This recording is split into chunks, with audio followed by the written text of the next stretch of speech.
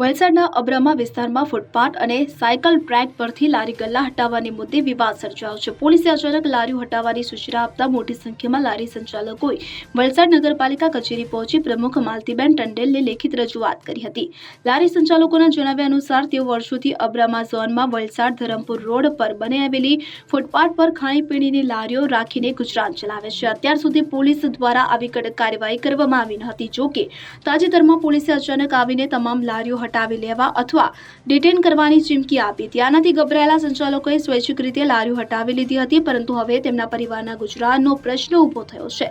તો બીજી તરફ નગરપાલિકા પ્રમુખ માલતીબેન ટંડેલે જણાવ્યું છે કે સ્થાનિક રહીશોને પાલિકાના સભ્યો તરફથી આ વિસ્તારમાં ટ્રાફિકની સમસ્યા અંગે વારંવાર ફરિયાદો મળી રહી હતી. અબ્રામા રોડ પર આશરે 100 જેટલી લારીઓને કારણે ભારે ટ્રાફિક જામ થાય છે અને અકસ્માતનો ભય રહે છે. ઉપરાંત પાલિકા દ્વારા બનાવવામાં આવેલા વોકવે પર લારીઓનું દબાણ હોવાથી વરિષ્ઠ નાગરિકો અને અન્ય રાહદારીઓને ચાલવામાં મુશ્કેલી પડતી હતી. ત્યારે પાલિકા પ્રમુખે લારી સંચાલકોની રજૂઆત સાંભળી છે અને આ બાબતે યોગ્ય તપાસ કરી વહેલી તકે સમસ્યાનું નિરાકરણ લાવવાની ખાતરી આપી છે. Bureau report CN24 news. હવે જુઓ દેશ દુનિયાની તમામ ખબરો તમારી આંગળીના ટેરવે. ઉઠાવો મોબાઈલ અને Google Play Store પરથી ડાઉનલોડ કરો અમારી CN24 ન્યૂઝ મોબાઈલ એપ.